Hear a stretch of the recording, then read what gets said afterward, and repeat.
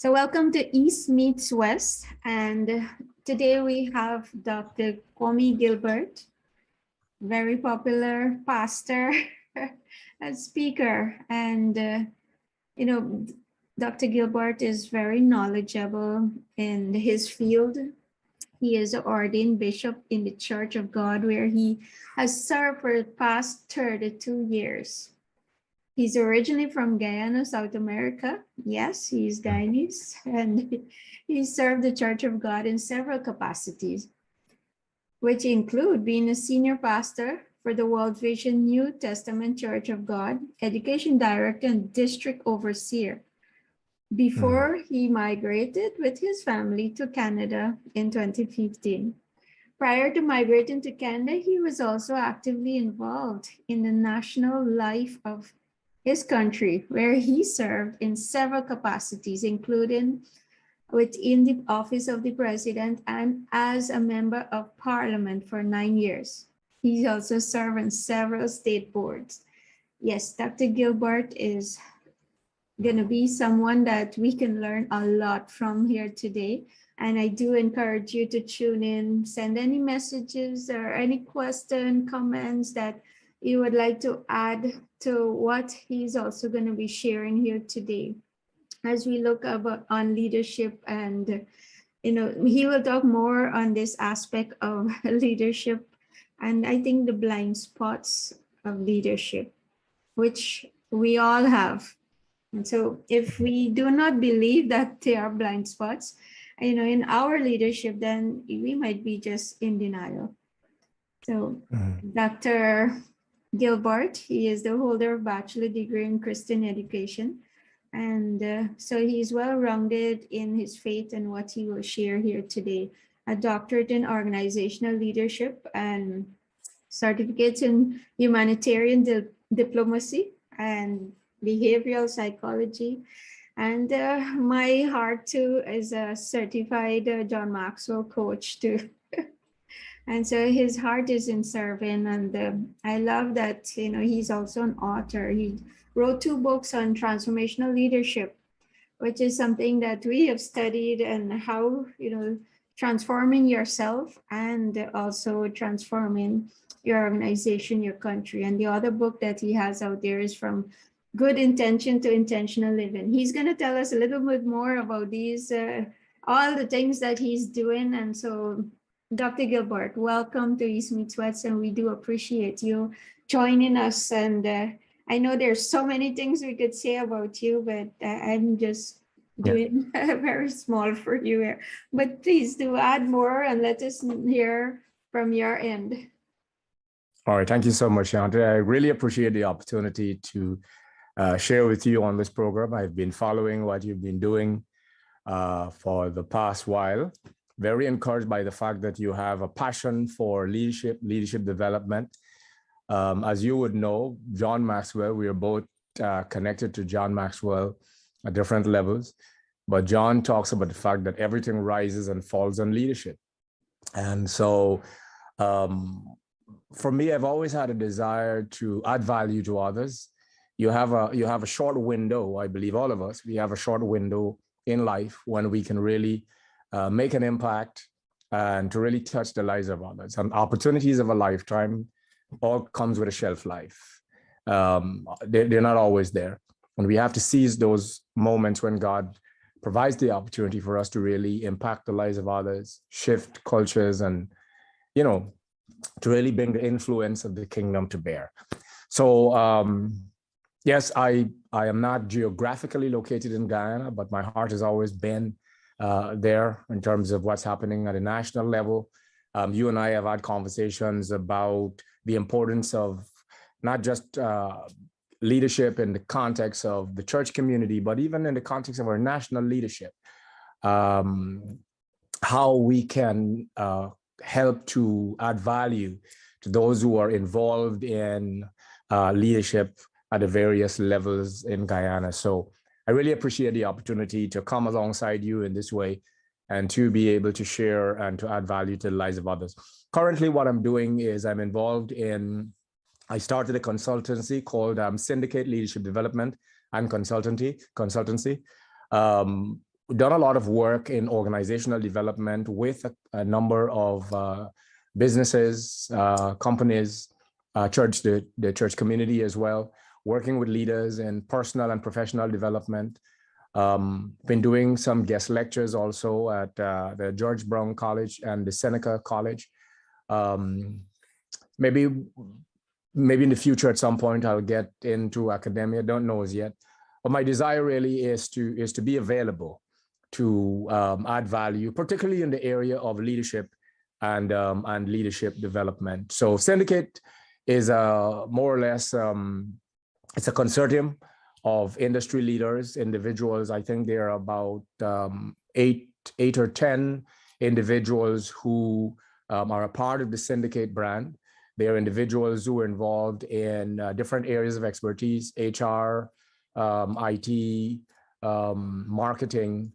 Many of them have had experiences in their own field of work. And so we come together as a group to add value to others. And so we've been working together over the past few years, 3 or 4 years, to really add value to people and organizations and even individuals who are simply seeking to improve themselves as leaders. Right. So that's where we are. As I said, there's so many things that we could speak about you, what you're doing, and we do appreciate, that you are also giving back to Ghana and some of the work that you're doing here too. So thank you so much. And I do, the word adding value, those words, it resonated with true leaders, people who want to impact the lives of others. And that's what this program is all about, is just adding value to all the leaders out there. And, John Maxwell said that leadership is influence, and that's why each one of us are influencing. So therefore, we are all leaders. What type of leader, however, that will be on you. Yes, indeed. Here is just that we could keep adding value to people's life and helping them to see from a different perspective, maybe even some of their challenges they're faced and how other leaders like yourself have overcome those challenges, and maybe some little tips that you are also using. But I know we're talking today on leadership blind spots, and those are some of the areas, and sometimes maybe that's all what is needed right now, is some awareness as to what are these blind spots, so that we can be conscious of them and do something about them, which is a choice if we want to do something about it, now that you're going to bring it to our attention. Yes, absolutely. Yeah. So I mean, you made a very important observation about the fact that we're all leaders, but what kind of leader are we? I believe that we're all leaders. If you have 3 persons in a room, someone is going to take leadership at some point. So leadership is not a position that you're appointed to. Leadership is the influence that you exert. And in every sphere of life, someone takes leadership, whether it's in the family or in an organization, in the community, in the church, in a nation. There's always going to be human life demands that someone leads. And so the challenge, however, is that even though we are all leaders at some level, leadership at one level does not mean an automatic qualification for leadership at another level. There are people who may do well in leadership at a particular level in a certain context, and we can promote them thinking that because they have succeeded at a certain level, that they are qualified for leadership at another level. And we can actually promote people out of their area of competence and expertise. And they struggle and fail because they're not prepared for leadership at that level. And so I believe it's so important for us to be able to appreciate that while we may all have the ability to lead, there are 2 things. One, you have to make the distinction between the leader and leadership. The leader is the person, leadership is the process, or the processes by which the person leads. And so sometimes we talk about leaders, and what we are trying to understand is leadership.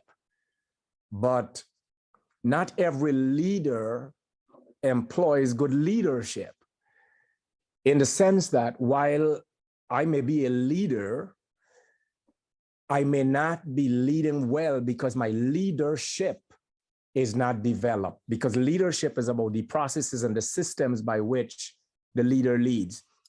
So very often what happens is that many of us as leaders, we have blind spots. Every one of us, we have blind spots. And blind spots basically are elements of our leadership style that is not easily recognized by us, but it is very, very visible to others. People see it. The people around us, they see it all the time. It's like the emperor's new clothes, for example. The emperor showed up butt naked, and people in his environment could not tell him that he was naked, except the young girl who was brave enough. And I think that's a challenge sometimes to many leaders, that they function in such a way that they do not have the kind of relationships with people who will tell them that your butt is showing. And so self-awareness, I believe, is probably the most critical element in successful leadership. And you alluded to that earlier as well. A leader that has little or no self-awareness can do significant harm to his or her leadership and also to an organization. When I talk of leadership, I usually must talk about followership, because sometimes we tend to consider our leadership in a vacuum. Well, as a leader, I have these competencies. As a leader, I have these abilities and capabilities and resources. But Miles Monroe used to say, if you are leading and no one is following, you're going for a walk. You're not really leading. So leadership must also have followership. So whether it's an organizational context or simply within a community where we are providing leadership, blind spots are those things that we don't, that are those elements of our leadership that we don't see, but is very, very visible to others. So it's really a lack of self-awareness. It's where we are not fully aware of our challenges and our in the areas where we have these issues. And there are personal behavioral traits also that affects the way we believe, behave, act, and react as leaders. So our blind spots are those personal behavioral traits that we have. It affects the way we believe, the way we perceive situations, the way we react to things that sometimes can negatively affect how well we are able to lead others. So I'm going to touch on a few of them quickly. The first blind spot that I've recognized a lot of us have as leaders is trying to do it alone. Sometimes we don't see it as a blind spot. Some of us are driven in the sense that we are visionaries and we get up and we go, but leading requires that we understand that we must, while we have a vision for 3 mountains ahead, we have to function in such a way where we are able to understand the importance of delegation and building rapport and community. Many of us, we hold this erroneous view that asking for help makes us look weak. That is not true. We ask for help because we want to remain strong. It takes a strong leader really to look around and to really ask for help from those who are around, because the truth is, while we have certain abilities, as you would realize, we are not all endowed with all of the resources we need to accomplish everything that needs to be done. We've got to build community. We're only as strong as our network, because our network determines our net worth. So successful people understand that successful leaders understand that they don't have to always be the smartest person in the room, but they're smart enough to get the smart people they need in the room. So it's how well we are able to build that and ask for help when we need it, and don't stop asking until we get it. That's the first blind spot. Don't try to do it alone. I think there's an old proverb that says, if you want to go fast, go alone.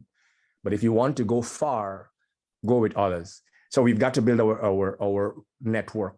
The second blind spot, I think, is making assumptions about people's loyalty, whether it's on your team or in the organization. Sometimes as a leader, we make these assumptions about the loyalty of our team members that sometimes is really flawed, because on every team, On every team, there are going to be individuals who function based on their personality. So you're going to have people who are vocal and visible, and you're going to have those who are silent and supportive. And what happens is that as leaders, we make the mistake of thinking that those who are vocal and visible are the ones who are more loyal than the ones who are silent and supportive. And we make these terrible assumptions about people's loyalty based on their personality. And I think that's a failure in many leaders. We tend to, the ones who make a lot of noise and they're always saying, well, I'm going to be there, I'm going to show up. They're over-promising and under-delivering. And then you have the ones who are silent and supportive. They under-promise, but they over-deliver. And sometimes we struggle with this issue of who is more loyal, and we tend to the ones who are always more visible and the ones who are always vocal. We tend to think that they are the ones who are more loyal. But there are people who sometimes, our greatest support can come from people who sometimes work in obscurity, but they're tenacious, they're loyal to the dream, and they're supporting the vision. And we have to be very careful that we don't make assumptions about their loyalty based on that. I think, it was, what's her name? Margaret Thatcher, when she was struggling with her cabinet many years ago in England. Margaret Thatcher, she struggled with the loyalty of some of her team members. And I remember the Secretary of State, I believe it was, which was a close friend. She was always beating up on the male members of her cabinet. He said to her, Madam Prime Minister, there has to be a limit to which you question the loyalty of your friends. And sometimes we do that. We question the loyalty of our team members because of how we perceive loyalty as leaders. I'll give you a third one and then we can take a break and maybe discuss. Failure to show appreciation. That sometimes is a blind spot because most of us as leaders, we are very transactional in our leadership. Our leadership is transactional. And because we have this transactional approach to leadership,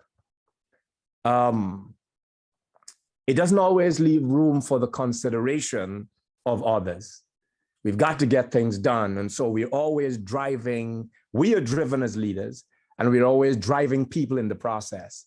And sometimes we don't stop to think that we've got to show some appreciation, because transactional leaders, they look more at the process. Transformational leaders, they're more concerned about the persons in the process. So for example, someone may come in late one morning and they may say, well, boss, I'm so sorry I couldn't get here on time because, I didn't get to make arrangements for babysitting for my daughter and so on. So I'm running late. A transactional leader will respond and say, well, you signed up for this job. You need to get your life in order. If you can't get babysitting, maybe you need to find another job. What the transactional leader is concerned about is the bottom line, performance, outputs. A transformational leader will say, come in my office, let's talk for a minute. Let's see what we can do to maybe help you work through these issues with your babysitting. Maybe, what about if you come in at 9 and maybe work back the time later at the end of the day? Transformational leaders, it's about the people. Transactional leader is about productivity and performance. That's what they're concerned about. And so when we are transactional in our leadership, we are more concerned about getting things done. And we don't always take time to show appreciation. So sometimes calling someone up and just saying to them, listen, I really appreciate you staying on a little, later yesterday or whenever this week so that we can, get the report done or whatever, showing appreciation. A transactional leader will say, well, why do I need to say thanks to you? You're being paid to do this job. So it's a different approach when we are transformational leaders. And so sometimes we have to really take time to encourage others and to let them know we hear you, we hear you. So we can talk about that, and then I'll probably maybe give you one more Dr. Gilbert, you have touched on many aspects here that I think all of us need to hear. And I do Yes. know, I can tell you, I do know there are many leaders who are struggling with some of these things that you spoke about here. And, Mhm. coming back from the beginning, when we talk about blind spots, I think of the Johari window. And this Mhm. is a great tool also that, people can use to help them see those blind spots, understand themselves a little bit more of, what others are seeing. And Mhm. what I found is that people, especially some leaders that have a lot of ego per se, Mhm. would not ask people to actually tell me what you're seeing. Mhm. They don't want to hear it. They So don't want to hear it. despite that, it's there that people are seeing. I always say we are in the window, we are in the picture. Mhm. You can't see yourself. You do have to ask those who are around you what they're Mhm. seeing. And so if you That's want right. to get better, you will ask. I was doing a training during this week here, and that was something I was sharing that, some of the things you brought out here was that for me, I went to my team and I asked them, tell me what you think that I need improving in to work on Mhm. the area that I might not be seeing, because I do know that in my head, I love people. I appreciate everything they're doing. And Yeah. I think because of my faith too, that the way I see people and how I see them. However, I am not wired to actually tell you about it often per se, right? Mhm. And that is the aspect of my leadership that I had to be working on, because when my team told me to that, you need to show more appreciation of what we're doing and what's not, that was something I said, okay, I know in my heart I do care and I do appreciate. However, for Yeah. them, they're not seeing that They're not I seeing it. do appreciate. Mhm. So what I did with the team is that every management meeting, I would actually go around the table, all of us, just as an exercise to get me to build a habit to show more appreciation, and also to Right. instill it into them that we choose somebody for that week there and say what is it that we appreciate about them for that Mhm. week there, and we got to say why we choose them, right? So and then Right.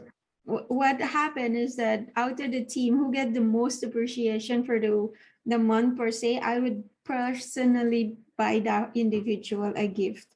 And Mhm. and then what I did with them too is that we extended out to the entire larger team so that you could start showing appreciation just randomly, anything that you could do to choose somebody who you would like to appreciate, to build a Yes. culture of appreciation among the team. Just because someone told me I don't show much appreciation. And so Yeah. when I said just now that it is up to the leader if they want to hear it, because some of us Yes. people, you might not ask for the feedback like what I'm asking for, but some people will actually just tell you, maybe your spouse, maybe your kids, they will tell you what they're seeing, and it's up to you Yeah. whether you want to believe it or not. Yes. Very, very profound. Which really, I think what you've done is you've also identified another blind spot that I was going to talk about, which is not listening enough. In fact, there were two other blind spots I was going to talk about, which was one was the failure to admit when wrong, because some of us we don't like to admit. We think admitting when we are wrong is a sign of weakness. Not at all. And because if we admit we're wrong, it will cause us to lose face. So we don't like to admit. We prefer to ignore. Admit when you're wrong. Just take responsibility and say, listen, maybe I overlooked, maybe I didn't research, I didn't do my due diligence, whatever. But I think it takes a strong leader to really say, listen, I think I may have been wrong on this one. And the other one is not listening enough. Feedback is a gift. People would say things like, usually we would hear of constructive criticism. I usually don't use the term constructive criticism, and that's just my personal choice, because the word criticism sounds very pejorative. So I would talk about feedback. I would say, look, feedback is a gift. The worst thing that can happen to a leader is not to have the benefit of feedback. When you're working with people, you need to be able to hear from your team and from those around you and people you have relationship generally, how you're doing, so that you can make those adjustments in your leadership. And there is this saying, listen to their whispers today, so you would not be forced to hear their screams tomorrow. And I think a lot of times what happens is that we don't listen when people are trying to speak about and think in areas that can help us. And then situation gets to a tipping point where now there is a blow up. And sometimes as leaders, we just don't deal with it. And so I think those two blind spots, they're kind of connected, admitting when we're wrong and also being willing to listen. And then there's another blind spot called avoidance, where we don't like to deal with the difficult stuff. We keep kicking the tin down the road, hoping that it will go away. But there's a concept in leadership that I would talk about called eating your frogs, which really is dealing with the tough, unpleasant things first. Because if you can deal with the really unpleasant situations in conflict, then all the other easy things is just a breeze. So deal with the tough ones first. Deal with that early in the morning. Deal with those things first. Don't avoid it, because when you avoid it, it's going to come back bigger, and something that was an emergency then becomes a crisis. So deal with it. Don't avoid it. So those are some of the blind spots, and there are a whole lot more, but I think in a lot of ways they're all connected. But you have touched on a very key thing. Having knowledge of something is one thing as a leader, but being willing to adjust is a totally different matter. That someone can point out to you, look, you're not showing enough appreciation. What do you do with that information? You can deny, you can defend. That doesn't help. The feedback is supposed to produce change. And sometimes as leaders, what we do is that we have all of these feedback mechanisms in place. People are talking to us, we do surveys, but the change, nothing happens, nothing changes. And nothing changes if nothing changes. So when we get feedback, when people are giving us feedback, when we are going through, we've got to decide, look, we're not just going to take the information, but the information will produce some change in our leadership. And I think all of the opportunities we have to really view our blind spot is to help us to adjust our mirrors.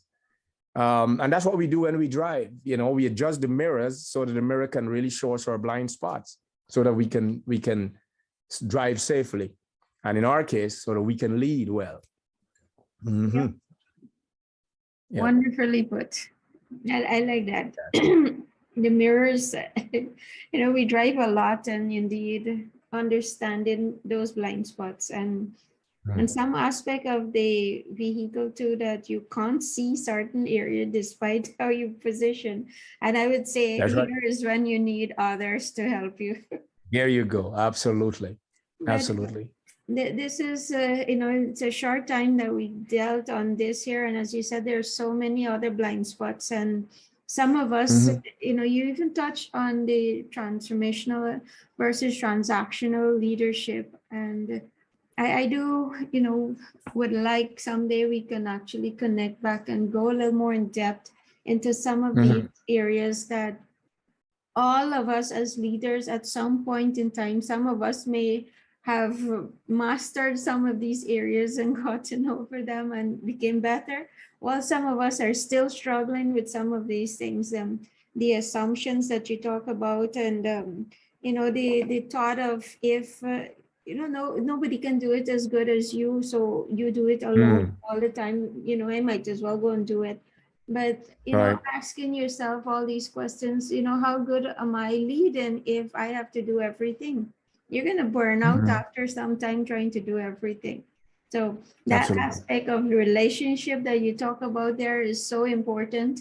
And even for myself, a few years back, understood that the importance of your network and building relationships. And some of us who are high C that don't like to talk and don't like to interact much, in your Mhm. profile, that Yes. you might be more introverted, or some of us are extroverted, and it's put aside in all those labels and say, what do you want to do in this moment here? What can I improve in? What, and just start with some little things. And for me, I think if it's just one little area that you start improving in, it's gonna have a Mhm. multiplying effect. Absolutely. Absolutely. So, Yes. Dr. Gilbert, I know we've come to the end of our time here, but I would like to give you, is there anything else you'd like to add to us? Because you have added a lot of value. You have opened our eyes pretty much here to see some of those blind spots. And as we said, is that up to, people who, oh yeah, that sounds like me. Okay, what do I do? And go get help.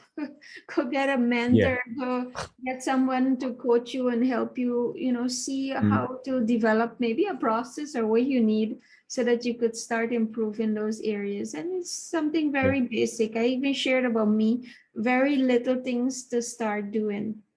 And it makes a Mm. big difference for people. Absolutely. Absolutely. So I think self-awareness is the key. It is the beginning.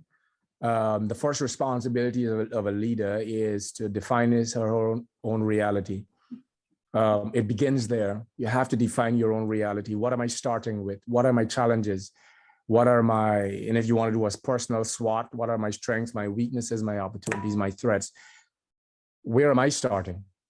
And I think once that mirror is held up before you, and we have the benefit of identifying the areas where we may have these blind spots, the very next step is to get help. Um, no one really succeeds in isolation of community. So getting a mentor, getting a coach, someone who is going to help you to be able to work out of those areas of your own blind spot is a very key part of your own development. And you owe it to yourself as a leader. No great athlete, very few great athletes or artists ever comes to the zenith of their potential on their own. Most of them have had great coaches or mentors or someone who came alongside to really help them to grow, to stretch them. And so again, you have to invest in yourself by investing in building a network. Um, every one of us, we need two teams. We need a team that will work with us and a team that will work for us. And most of us, we only have one team, and that's a team that's working for you.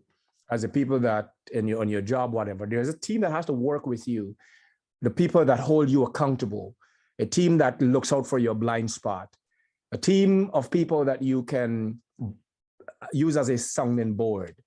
Because if you don't have that, then you're not intentional about your own development as a leader. So yes, it begins with self-awareness, but it must translate into a strategy for your own development.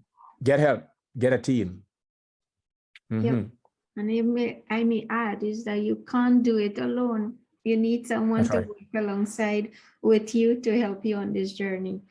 That part of Absolutely. I learned the hard way.